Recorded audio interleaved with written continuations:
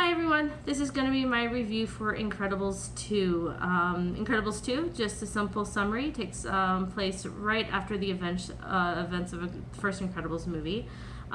This is, the superheroes are still illegal, and so this company comes out, run by these two, brother and sister team, saying they want to make superheroes legal again, but to do so, they want to, film all the parts of what goes on during a fight, not just seeing the news stories at the end to change people's perceptions.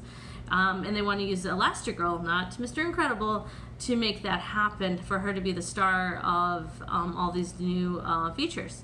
And so the story really is about Mrs. Incredible or Elastigirl trying to solve who the Screenslaver is, which is the villain in this movie. But it also focuses on Mr. Incredible, Robert, who is left at home with the kids, and how he's dealing with just parenting and like stepping out of the spotlight and letting his wife have the spotlight. And you can actually see that struggle in him of how he doesn't want to be there, but he's doing it because he knows that's the right thing to do. And so parenting is difficult. He has to do homework with his son. He has Violet, who's going through like adolescence and boy problems, and then of course Jack the baby, who suddenly has like 20 billion powers. And so there's just the two stories going on right there. And then in the end, the family all gets drawn into the battle with the Screenslaver. And so they all have that fight at the end. So yeah, it's a solid story. That's what, Pixar is really good most of the time about coming up with a solid story that's entertaining, that leaves you like, guessing a couple times. Like the big thing was, who is the Screenslaver? As an audience member, you were already expecting to know who this, that we knew who the Screenslaver was. We just had to figure it out. I guessed wrong. I thought it was the government guy from the beginning. And I'm like, oh, he's probably going to be the one who's the Screenslaver. And then I'm like, well, maybe it's like the brother, because he wants to make all of these publicity events to show, so he has to create a villain so that they're back on camera. But I was completely wrong in that aspect as well. So good job surprising me. I'm usually good at like figuring things out by that point. The big focus is actually, Jack. He's a cute little baby that has all these little powers, and trying to figure out, how to control it and how to use him. I actually really liked Violet's story. Violet going through, her first crush and rejection, and going through her different emotions. I think she had a lot of depth for a character. I think Mr. Incredible had a lot of depth as well. And I liked seeing that characterization that we didn't get to see in the first movie.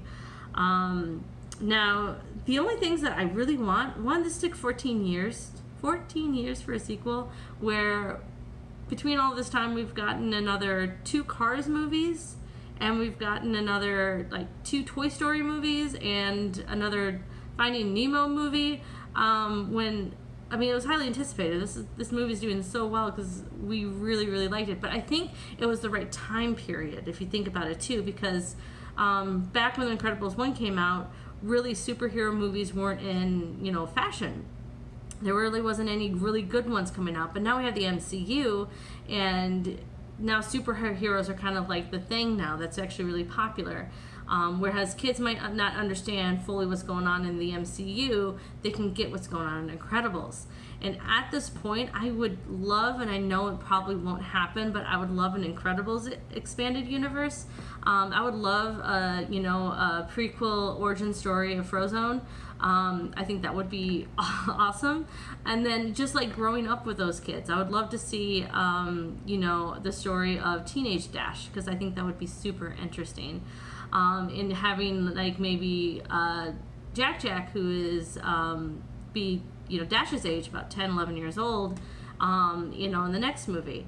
So, I know we're probably going to get a 3.